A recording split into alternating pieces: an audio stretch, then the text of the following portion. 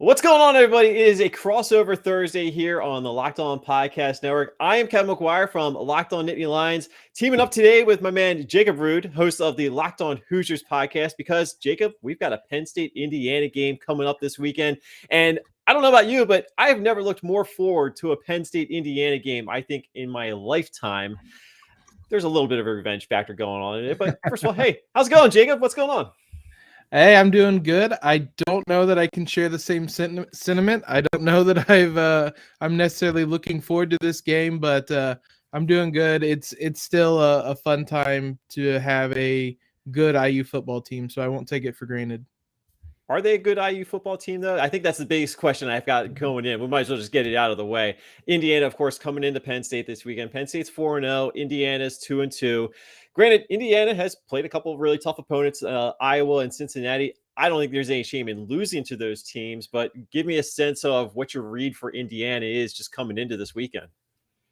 Yeah, it's been a weird season. It's been very up and down in the sense that the defense has been up and the offense has been down mostly. And then last week against Western Kentucky, it was a complete role reversal. It was the best offensive game of the year for Michael Penix, and the defense, I don't really know what happened. Western Kentucky kind of diced them up. So I don't know.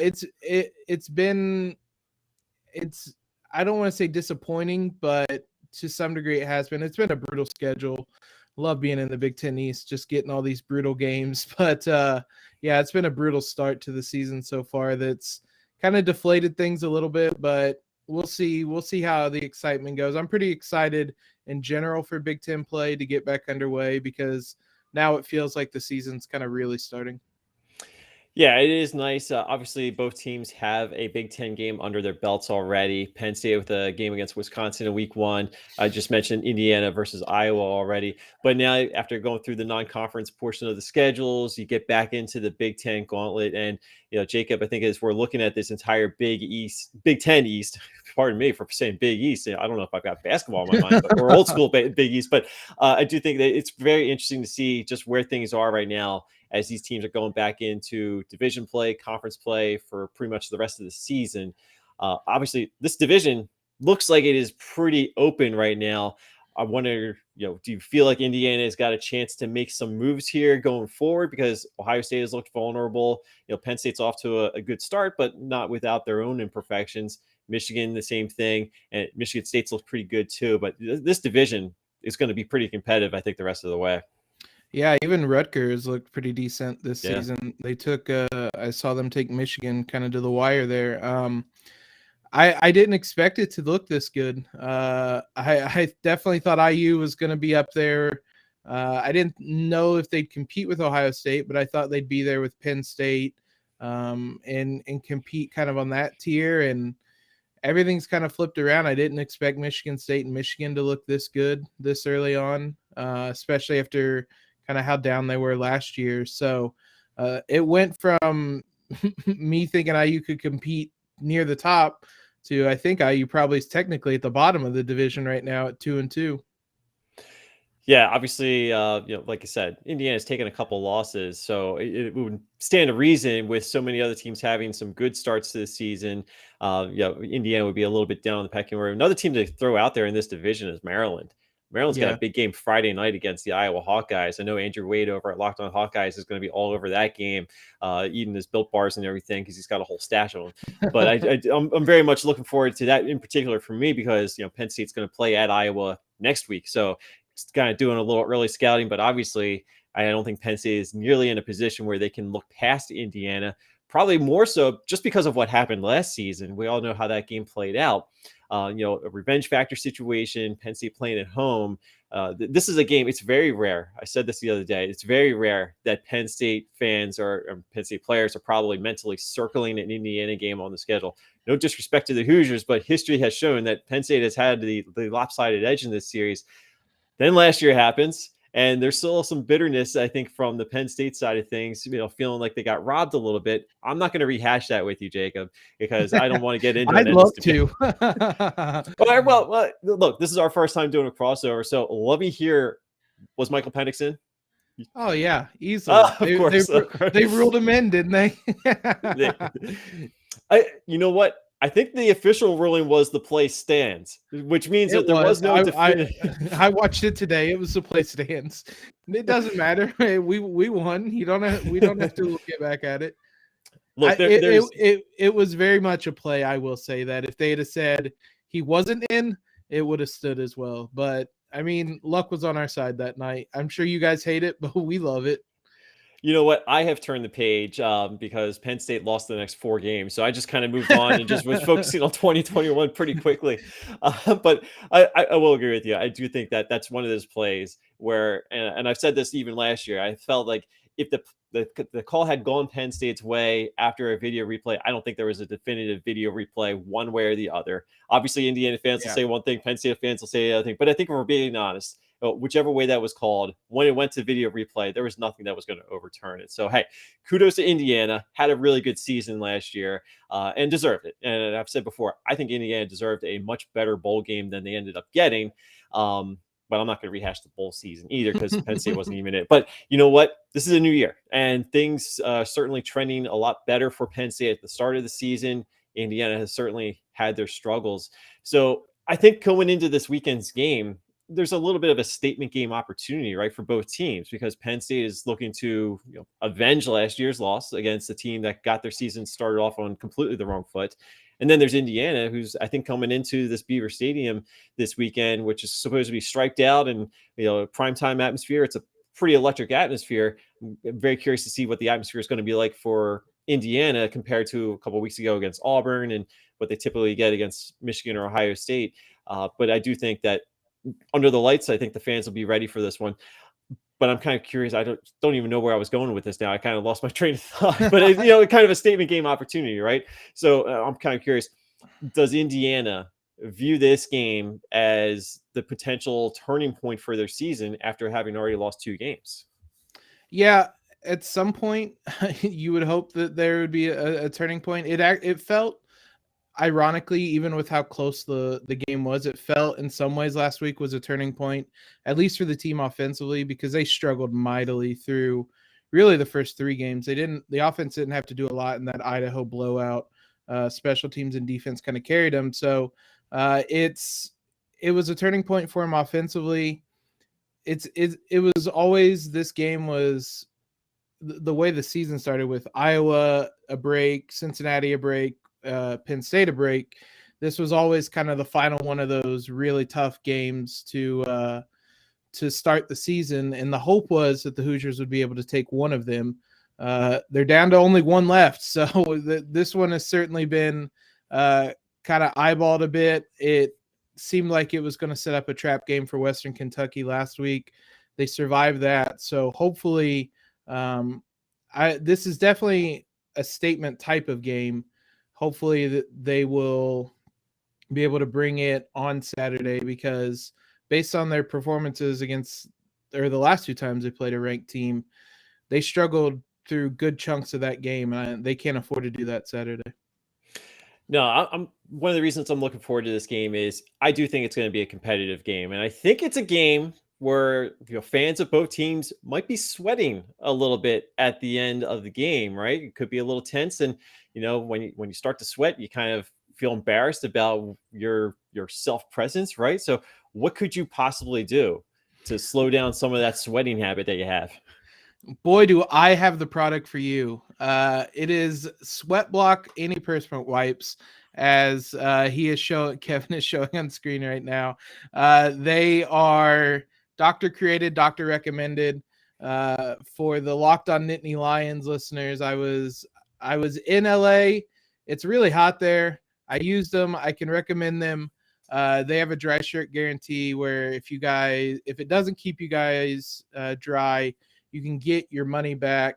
It's been a bestseller on Amazon for the past 10 years. Simply before bed, just apply it, go to sleep, wake up the next morning, shower, you're all set. Lasts up to 7 days. If it's something that you guys are interested in, head on over to sweatblock.com.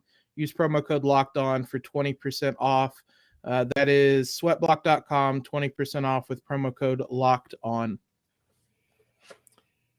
So Jacob Rude from Locked On Hoosiers. I'm Kevin McGuire from Locked On Nittany Lions. Thank you so much for making us a part of your first listen of the day. And check out all the other great content across the Locked On Podcast Network, because we've got a lot of the Big Ten covered. And of course, today we're focusing all of our energy on Penn State and Indiana, which is going to be a lot of fun because we've got some good players coming into this game. Obviously, Penn State is led by quarterback Sean Clifford, who's off to a much more confident start this season than he was a year ago. That Indiana game last year just saw him make so many bad mistakes, and that was an early trend for him. He's not making those mistakes this year. He's got Jahad Dotson at wide receiver, who was already coming back as one of the best wide receivers in the Big Ten.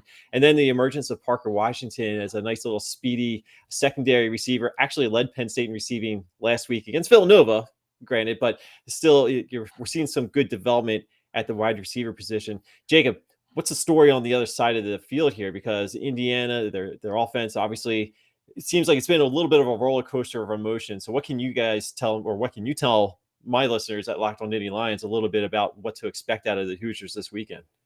Yeah, I mean, kind of looking at this game, I think it'll be an interesting battle between quarterbacks, because you mentioned Clifford obviously is in a groove right now. I was blown away by the stat that he was the first player to throw for 400 yards in America. In America. Yeah. I missed that one. Yeah, I was going to say, I looked it up. I saw somebody mention it, and I thought it was a joke, and I looked it up. I know Hackenberg did it in, I think, Ireland, was it? Yeah, he was the yeah. I think I put that stat out there now that I'm mentioning. I know. Yeah, he's the first Penn State quarterback to throw for 400 yards on American soil. Yeah. Second quarterback in program history. Christian Hackenberg did it in Ireland against UCF a few years back.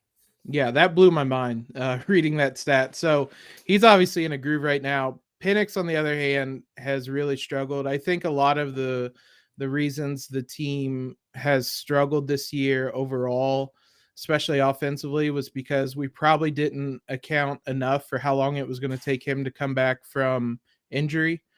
He had his season ended early against Maryland last season with a torn ACL. It was the second time he had torn the ACL. And while he practiced and everything leading into the season, you just can't really replicate in-game action or anything like that. So he struggled a lot against Iowa, like a lot. And he's progressively gotten better and better. Last week was the best he had looked. But he'll have some familiar targets to throw at. Ty Freifogel was around last season. Peyton Hendershot has been around for a while. He struggled last season, but he's already surpassed his yardage from last season this season. And then there's some new faces as well. Stephen Carr was a transfer from USC in the backfield to replace Stevie Scott. He's been really good behind a not great offensive line this season. And then the rest of the receiving core is going to be interesting, because we had DJ Matthews, who was another transfer, who had probably been our best offensive player leading into last week's game, but tore his ACL early on in that game, fielding a punt. So there's a lot of questions about how IU is going to fill that hole now. But offensively, there's a lot of familiar names with guys like Carr stepping in there. He's been really good for this team in spots, and I think if IU has success running the ball, it's usually because he breaks tackles because his offensive line has struggled, but he can make guys miss. He's been good in the passing game well. So a lot of familiar and I guess a mix of new faces offensively. I think one of the things that we can also take a look at is the coaching matchup. James Franklin, once again, popping up in that rumor mill as far as could he potentially leave for USC. I know Indiana has gone through a little bit of a similar experience, at least to some degree, with Tom Allen, maybe in the last round of the coaching carousel, or maybe the last two, I forget. But, what is the job outlook like for Tom Allen with Indiana right now? Is there any speculation that he could potentially leave at some point, or is he pretty much locked in with Indiana? Yeah, there's a couple things that basically have him locked in. One, his buyout is like astronomical right now. I can't remember the exact amount. It's around 30 million. That's crazy. Yeah, That's a it lot of is. money. It's an insane amount of money. But the second thing is he's an Indiana guy. He's from Indiana. He's from a small town in Indiana. So there hasn't really been a ton of rumors. I would say largely because of that $30 million buyout. That would But probably do it. yeah, I was gonna say there hasn't been a ton of rumors lately. Uh, I don't know when that buyout will slowly decrease over time. But the fact that he kind of agreed to that deal means that he really wants to be here. So far there hasn't been a whole lot of rumors about him leaving, and considering how much he's turned this program around, he has as much goodwill as anybody in at Indiana University right now. I don't think he's going anywhere anytime soon. That's good to hear because I like when a coach finds a home for himself and kind of builds something up. Because watching Indiana from a little bit of afar, from my point of view over the years, I saw Indiana was certainly trending in a good direction. Just couldn't get over that final hurdle for a few years there. Finally, obviously, did it, and looks to continue kind of setting the bar high. Again, I know they're off to a 500 start so far this season. Maybe they take a loss this weekend. We'll see. But I still feel like overall, as a program, Indiana's come a far way from the Indiana of old. So kudos to Tom Allen. I don't know if he gets enough credit nationally for the job he's been doing. I think he got a lot last year, obviously. But I think, just taking everything into account during his run there as a head coach, I think it's to be commended. So I hope that he stays there because I think he has made Indiana a team that nobody in this division wants to play. And I think that speaks volumes when you talk about Indiana football as a whole.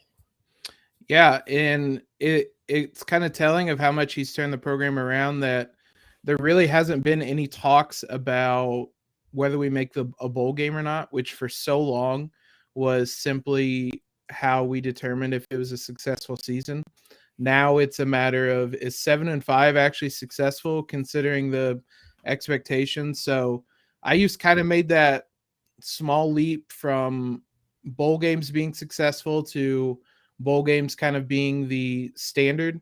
So I guess the next leap is competing with those top teams. But I mean, just getting over that hurdle, like you said, was the biggest challenge. And they did it in multiple ways last season against multiple teams. So it was a big year. It hopefully will continue in some way this year, but like we said earlier, the Big Ten East is a bit of a gauntlet. Yeah, I think there's a very good chance that this division could beat itself up a little bit, and maybe that costs the Big Ten as a whole. We'll see down the line. But one thing I do know is that if you're going to be going to the game this weekend, you're probably thinking about putting your tailgate together. I always say the most important part of your tailgate is just getting there. So if you need anything for your car or your truck, or even if you're taking your RV out to Happy Valley this weekend, make sure you've got all the parts you need right now by going to rockauto.com. They're a family business. They've been in business for 20 years, serving customers all their auto parts supplies needs with the most stress-free online purchasing process. Look, Jacob, I don't know about you, but I hate buying anything for a car. I hate going to a store and trying to find what I need for a car. I hate sitting in the aisle and looking at the cross-reference guides to find the exact model number of anything I need.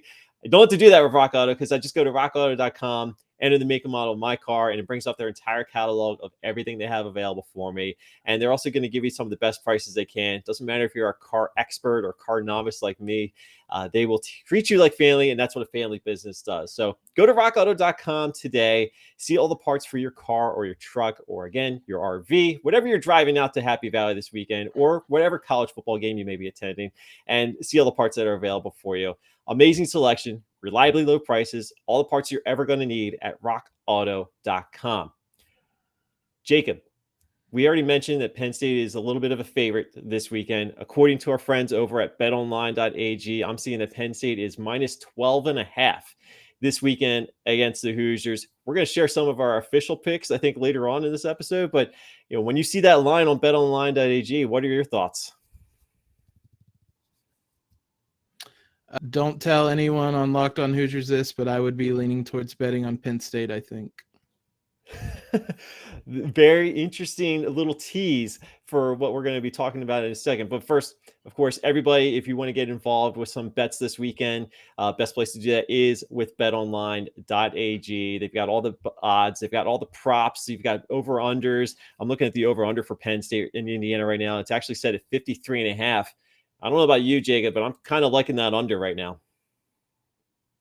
Yeah, that's I use defense as its mainstay. So 53.5 seems a little high with especially with how IU's playing offensively as well. They don't score enough typically to get to that number.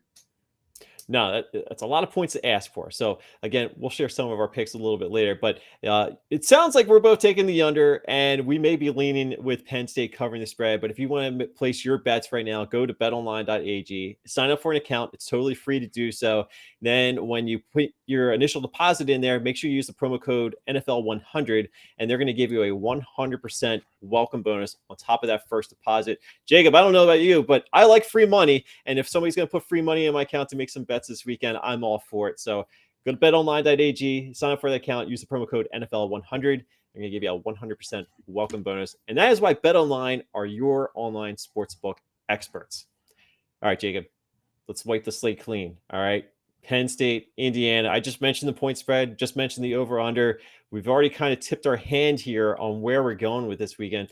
But before we share any official predictions, what are your expectations for what we're going to see Saturday night? Yeah, I mean, at times this season, I mentioned last week Indiana's offense looked really good.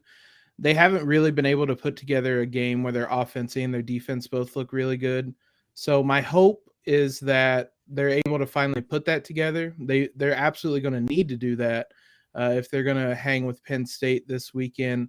The defense outside of that game against Western Kentucky has been really good. They had Cincinnati and Desmond Ridder on the ropes for half that game until a targeting ejection led to our All-American linebacker Mike McFadden being ejected. That just changed the whole scope of that game. So if they're able to stay healthy, stay on the field, I have some optimism, but it's basically going to take something that I haven't seen the Hoosiers do yet this season to win this game. So because of that, it's hard to be too optimistic about the game. How many points do you think Indiana has to score to get out of this game with a win? I would say 30 is kind of the number I'm looking at, maybe a little bit lower than that. It's going to be interesting. I think that they could be able to do it. I would say somewhere around 27, 30, somewhere around there is probably the number that I would imagine. That's probably a good number, I think, if you're Indiana. So how many points do you think that Penn State needs to score to get a win? Because I think the number might be lower than the point that Indiana is probably going to need. Yeah, because I think that Penn State's defense is going to be pretty locked in on this one. Yeah, I would agree. I would say that number is going to be mid-20s, 24, 27 is probably on the high side. 24, somewhere right around there is probably the number because this offense has just struggled so much, especially pass blocking. They've really struggled with this season. So unless they are able to kind of fix those issues, even for as good as they looked last week, they still didn't block particularly well. And that's something you're absolutely going to have to do against Penn State and any Big Ten team.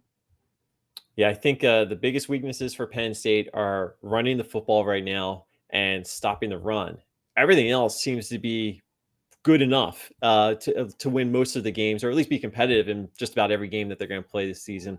And I think that that's going to continue against Indiana. I don't know if Penn State can get the running game going, but I don't know if they're going to need it this weekend because I think they'll have enough of those big plays that they've been getting through the air.